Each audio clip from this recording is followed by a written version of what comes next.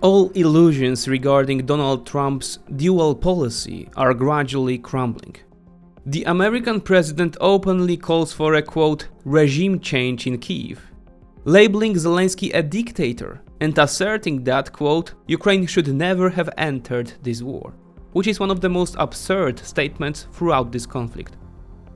Assuming Trump is not playing some grotesque poker game, the consequences of these words are absolutely critical.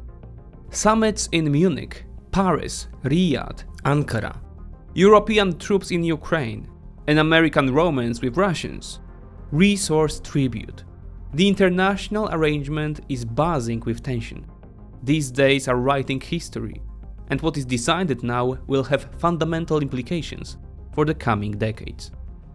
Let's attempt to assemble this chaotic puzzle into a coherent whole and seek realistic solutions for navigating this labyrinth. Welcome to the 20s Report.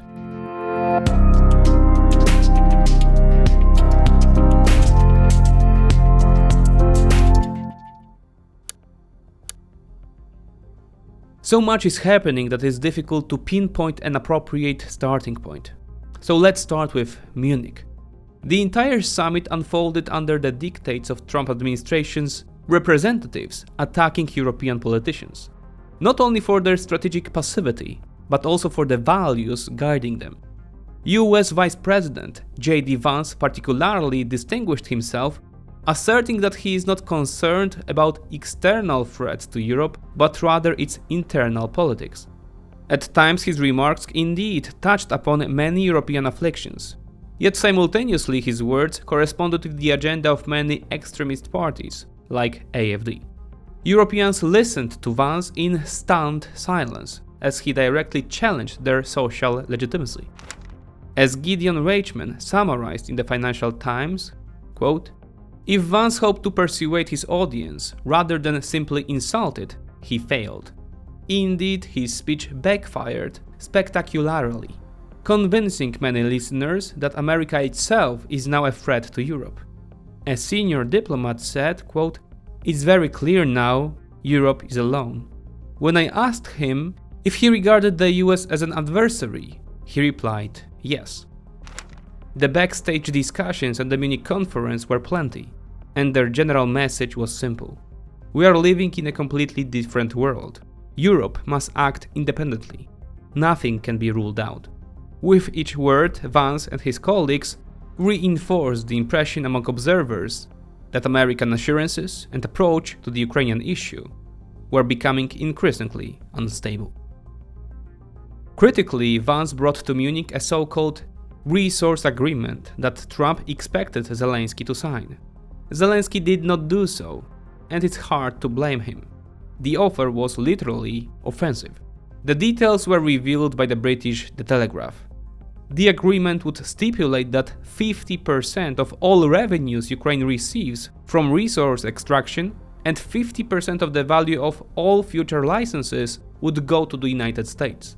Moreover, the contract included a clause that Ukrainians must first pay Americans before keeping anything for themselves. And this wasn't limited to rare earth metals, but also gas, ports, and other strategic infrastructure. All of that would be subject to the New York law. Conversely, the agreement offered no even nebulous security guarantees for Kyiv. In other words, this would be a contemporary colonization, comparable to burdens imposed on the losing side of a war in which they were the aggressor. The article's authors explicitly stated that the reparations Ukrainians would effectively pay to Americans would be higher than those imposed on Germany after World War I or II. Despite Zelensky quickly refuting the information to avoid agreeing to anything, Donald Trump told Fox News that Ukraine essentially agreed to transfer $500 billion to the US. They have incredibly valuable land in terms of rare earth metals, oil and gas, and other things, he said. Zelensky's refusal was likely a blow for which Trump intended revenge in the following days. Regarding this matter, consider also Hubert Walas's article in Bloomberg. What does Walas claim? That while Ukraine indeed has valuable mineral resources, estimates concerning rare earth metals are substantially overestimated. There is no basis for claims that they are worth anywhere near $500 billion. The total annual global rare earth metals production is worth merely $15 billion, of which Ukraine doesn't contribute even 1%. The Americans may have realized this, hence expanding the deal to effectively encompass all of the country's strategic branches and resources. After the weekend in the Bavarian capital, world diplomats dispersed globally. Some European leaders traveled nearby to Paris, where representatives from France, Germany, Great Britain, Poland, Spain, the Netherlands, Italy and Denmark convened. The omission of Romania caused irritation in Bucharest. The absence of other flank states, such as Sweden or Finland, was equally peculiar. The summit was a response to the challenge posed by Americans in Munich days earlier. All the European state representatives agreed to approach the challenge constructively. The summit initially yielded no breakthroughs. Many words were spoken about the need for urgent change and leadership, but what matters are concrete actions. Europeans must invest better, more and collectively in their security and defense, both for today and for the future. Emmanuel Macron stated on Platform X. Nevertheless, specific details began emerging in subsequent hours. First, the idea of sending European soldiers to Ukraine, previously proposed by Americans, was dusted off. The European contingent would theoretically stabilize potential peace agreements and provide security for Kyiv. This issue divides European countries. The British and French are in favor. Poles, Germans, and almost all states bordering Russia are against. We will explore this proposal more deeply in later sections. This is not a binary matter. Secondly, media began circulating a massive sum of 700 billion euros that Europe might allocate to supporting Ukraine. The information originates from Germany's Berliner Zeitung. This is a significant development, and again, we will revisit it. Additionally, the Union plans to withdraw from the nonsensical, excessive deficit agenda that previously penalized overspending on defense. Finally, something they certainly agreed upon was further sanctions intensification. The 16th package primarily targeted Russian aluminium producers, responsible for 6% of European material imports. Moreover, sanctions targeting Russia's shadow fleet were expanded. The most crucial takeaway from the Paris meeting and Europe's general stance is that it must take care for itself. This is positive in itself, as calls for taking responsibility for one's region has been ceaseless. Much will depend again on political will and concrete actions. But declaratively, Europe is turning away from American pursuits of fragile peace at any cost and attempting to find solutions. Saying too late would be an understatement, but the direction is promising. Following the meeting in Paris on Monday, Tuesday brought the first round of bilateral talks between Washington and Moscow. The mere fact of conducting direct negotiations with the aggressor without the victim, Ukraine, or the actor without whom no understanding is possible, Europe, starkly illustrated American attitudes. The US delegation comprised Michael Waltz, National Security Advisor, Marco Rubio, Secretary of State, and Steve Witkoff, Special Envoy for the Middle East, who is delegated to talks with Russia, while Keith Kellogg was to focus exclusively on communication with Kyiv. By the way, Kellogg appeared in Kyiv the next day, though his mandate is now considered dubious. The Russians dispatched Foreign Minister Sergei Lavrov, Presidential Advisor Yuri Ushakov, and Kirill Dmitriev from the Security Investment Fund. The 4.5-hour talks again did not officially yield breakthrough declarations, but the communication between the lines was highly suggestive. The aim was to establish preliminary relations, including new ambassadorial nominations. Though not officially confirmed, the parties tentatively agreed on a three-part peace plan proposed by Americans, which would begin with, first, ceasefire, subsequently, elections in Ukraine, and finally, signing a peace plan. What struck them most from the State Department's communication led by Rubio was the declared intent to create new economic and investment opportunities between the USA and Russia to emerge after the conflict's successful conclusion. In other words, America discusses future economic cooperation with a country that openly violated all existing international cooperation rules and is rewarded for invasion. This can be compared to a hypothetical scenario where China, after successfully invading Taiwan and completely destroying American bases in Guam or Okinawa, is invited by Europeans to upcoming fruitful cooperation. What might Rubio have intended? According to leaks, Russians could offer Americans access to their resources under preferential conditions. Before the war, American oil giant ExxonMobil was involved in extraction on the Russian island of Sakhalin. Dmitriev, present in the talks, noted that before sanctions, American oil companies conducted, quote, very successful business in Russia and, in his view, lost approximately $300 billion due to restrictions. We believe that at some point they will return, because they will not want to give up the opportunity to access Russian natural resources that were offered by Russia, the Russian diplomat said. The failure of resource talks with Ukrainians and encouragement from Russians thrust the American president into an unprecedented state of aggression toward Zelensky. After the summit, Donald Trump unleashed an entire arsenal of accusations and threats against the Ukrainian president. The message is simple. Trump wants to get rid of Zelensky. Regarding the omission of Ukraine from talks, Trump stated that they had 3 years to be at the table and that the war could have been avoided only at the cost of a small loss of territory.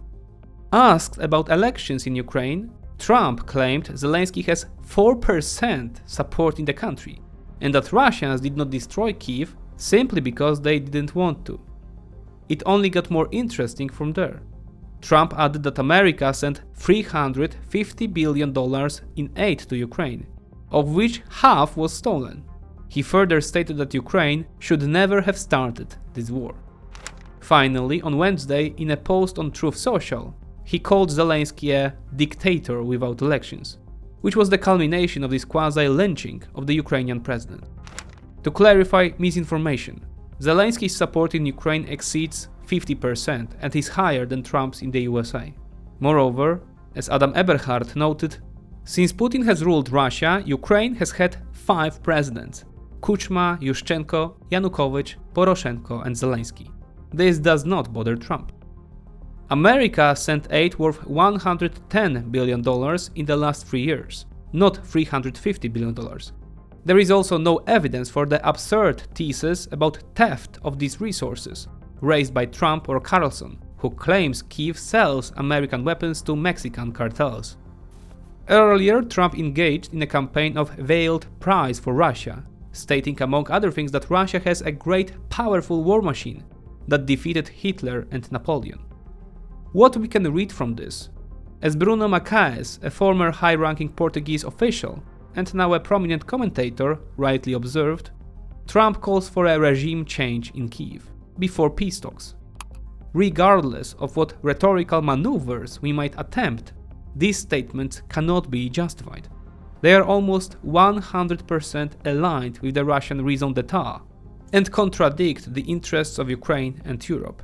And in the opinion of many Americans, they also contradict US interests.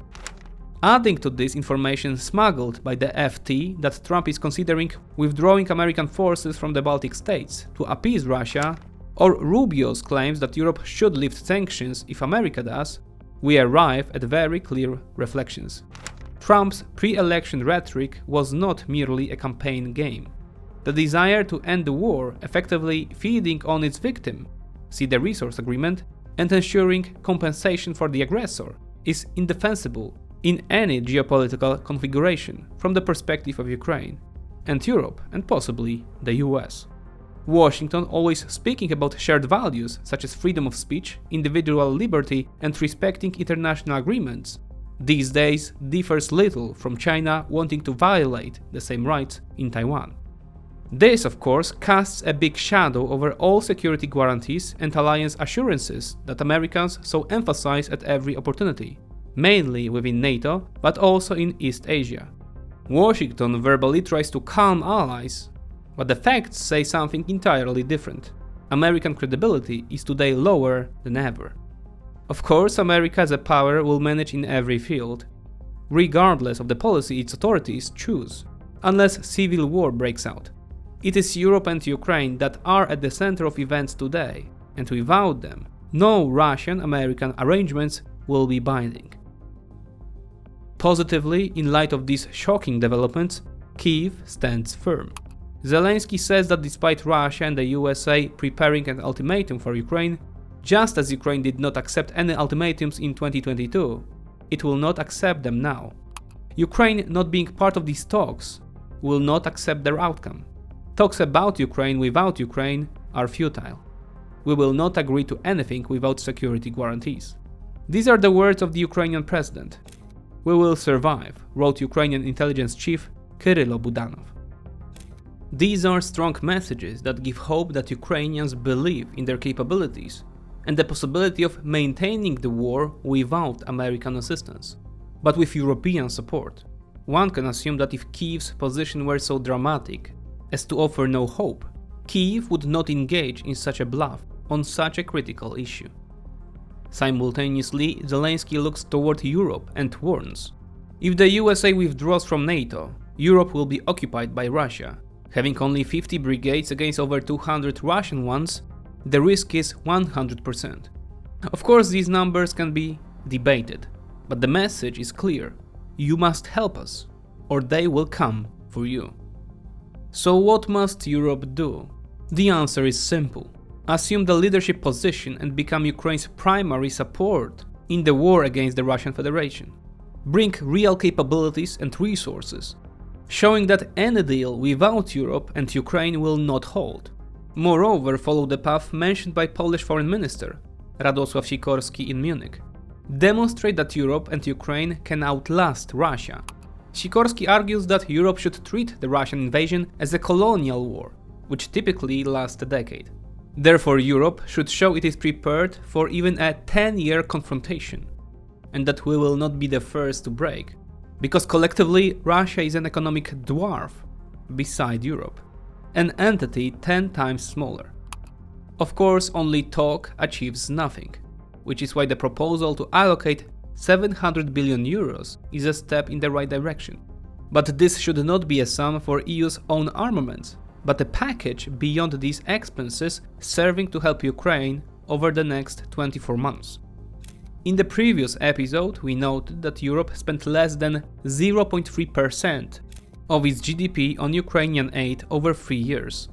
700 billion euros in 24 months would correspond to approximately 2% of its GDP during this period. These funds should be used to rapidly accelerate the European military complex to levels unseen since World War II, and transferred to Ukraine within a European Lend-Lease framework. Simultaneously, supporting countries should seek a balanced arrangement with Ukraine that would finance its rearmament and reconstruction from future resource extraction profits, but under conditions that are not demeaning to Ukraine. Where to find these funds? Europe is wealthy enough to do this without assistance, though such assistance is available. First, the odyssey with frozen Russian assets in European accounts must end. We should not be under the illusion that the 250 billion euros will not be a part of an American deal with the Russians, which Americans would gladly transfer in exchange for lucrative contracts with Moscow. Secondly, 93 billion euros from the COVID package remain unused. Thus, overnight, a sum required to help Kyiv over the next several months is ready to use. Some positive symptoms of change are already visible. German Rheinmetall has reportedly already reached a production capacity of 700,000 155mm caliber shells annually. According to Jarosław Wolski, all of Europe currently produces 1.4 million such ammunition units. Tanks, artillery, armored vehicles, and even aviation should follow. Should European soldiers go along with this? In my opinion, no. At least not in the currently proposed format. And before some of you get outraged, listen to my arguments and alternatives. First, we do not know the purpose of these European forces in Ukraine. Are we considering only a peace scenario? Would they fight alongside Ukrainians, or merely stand far back and train recruits? Overall, significant ambiguity prevails in this discussion, even among decision makers. Let's consider two scenarios: peace and war continuation. During peacetime, if these soldiers were near the front, they would constitute an easy destabilization target for Russians. A stray bullet could kill the first, then the second soldier. Perhaps an artillery shell will fall on several of them. Moscow would accuse Ukraine of sabotage. European societies would begin to waver and turn away. On the other hand, there would be so few soldiers, 30,000 is being discussed, that their engagement would change nothing and would even burden Kyiv, as Russia could easily manipulate the situation below the war threshold. The matter becomes even more challenging in case of war continuation. Entering direct confrontation would significantly bring Europe closer to a clash with Russia without NATO's protective umbrella, while operating in the rear would be more of a PR happening than real assistance. Interestingly, this perspective is shared by one of the most widely read Ukrainian journalists, Ilya Ponomarenko, who writes, quote, "Frankly, all these deliberations about deploying foreign troops to Ukraine seem pointless. Russia will never accept a European peacekeeping mission along the front line, because Russia needs this war to continue. Europe will never commit enough troops to cover both the entire front line and the borders with Russia and Belarus. And with all due respect, a British company stationed in Rivne would have little practical impact on the war. Therefore, instead of bringing capabilities to the field where Europe is weakest and Ukraine strongest, land forces, Europe should bring its agency to the field where it is the strongest and Ukraine is weakest, and that is air forces and anti-aircraft defense. Old continent states should completely relieve Ukraine of the necessity of defending its cities against rocket terrorism continued by the Kremlin, protecting cities, power plants, hospitals. Shooting down Shaheds and Kalibrs will give Ukrainian Air Force and anti-aircraft defense the opportunity to focus exclusively on the front line. European F-16s, Typhoons and Rafales would fly deep in the interior, not directly engaging Russian aviation, while simultaneously performing vital work in the rear. Then, first, Europe would bring real capabilities, tangibly relieving Ukrainians. Second, it would operate in the rear, without close contact with Russians. Third, it would test European aviation's readiness. Indeed, such a scenario would likely highlight all the disorder of Europe's air component, carefully hidden during peacetime. However, becoming familiar with these problems during Allied assistance on Ukrainian territory is far more preferable than during the ultimate test on our own territory. Currently, Europe has hundreds of modern fighter jets, with the most being F-16s, Eurofighter Typhoons, and French Rafales. The Times somewhat broached this topic, suggesting that British Typhoons could patrol Ukrainian skies. Direct European involvement would simultaneously serve as a test and audit of their armed forces, benefiting both themselves and Ukrainians. To the existing list of allocating large funds to aid Ukraine, mobilizing the defense industry, and engaging European aviation and anti-aircraft defense, one can additionally include maximally plugging sanction loopholes. Europe continues exporting to Russia through third countries. Second, aggressively countering operations of Russia's shadow fleet, particularly in the Baltic Sea basin. And third, accelerating Ukraine's EU membership procedures, where Brussels could leverage its second secret weapon, bureaucracy. Although EU membership does not protect Ukraine from Russia in any way, it is a desirable scenario for both sides, because it would signify the country's internal stability.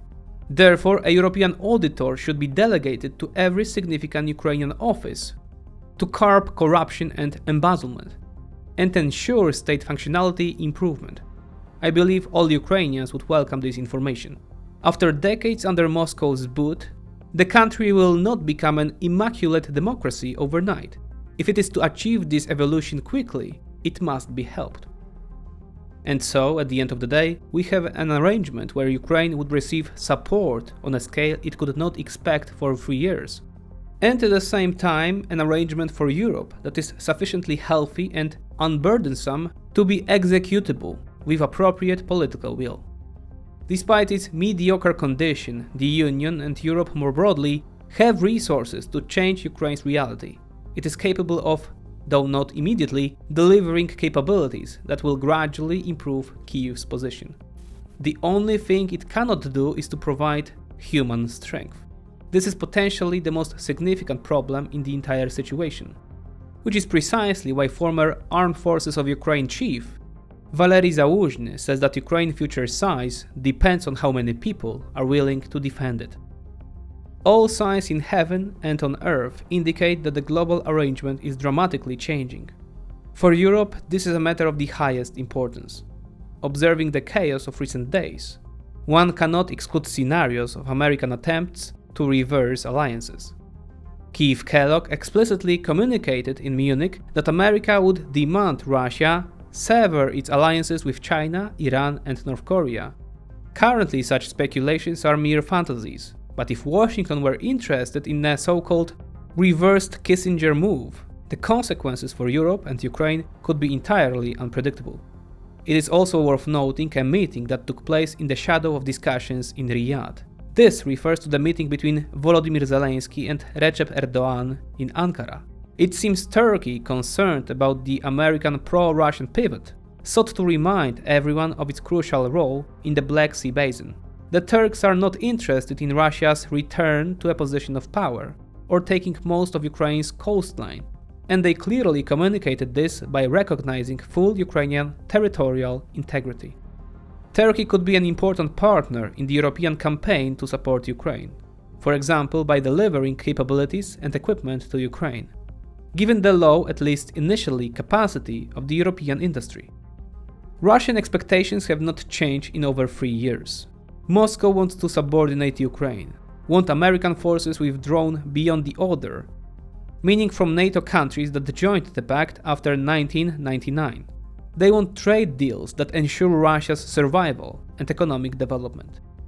But even if Russians temporarily suspend actions in Ukraine, these goals will not change. Especially since much indicates that Trump is willing to sacrifice a great deal just to end the war and present himself to the world as a great mediator, and in the process exploit Ukrainians' difficult position by forcing them into a colonial arrangement and entering close connections with the Russian extraction sector. If Europe does not awaken in such a situation, it will never awaken. In the previous episode, we proposed an alliance of European states most threatened by Russian imperialism, tentatively named Intermarium 2.0. From their perspective, this is a matter of the highest importance. However, this does not mean that the entire Europe should not act together. The time has come. With appropriate mobilization, it has a chance to bounce back from the bottom where it has settled, and without looking solely at the economic ledger, finally take leadership on its own continent. At the end, given the rapidly changing events, let's check what happened in the last hours before releasing the material. Washington opposes labeling Russia as an aggressor in the G7 statement regarding the invasion. Meanwhile, House Speaker Mike Johnson admitted that the chamber has no appetite for another aid tranche for Ukraine. There are also mixed signals regarding freezing weapon sales to Ukrainians. Americans were also set to present a quote corrected resource offer to Ukraine, which was to be discussed at Zelensky's meeting with Keith Kellogg in Kyiv. Regarding the meeting itself, Zelensky stated that it quote restores hope, although on the other hand, Americans cancelled the press conference that was to follow. Reuters reports another round of US-Russian talks, this time secret, which were to occur through a quote Swiss channel. Top American diplomats, including Michael Waltz, are engaged in a campaign of explaining and filtering Donald Trump's words.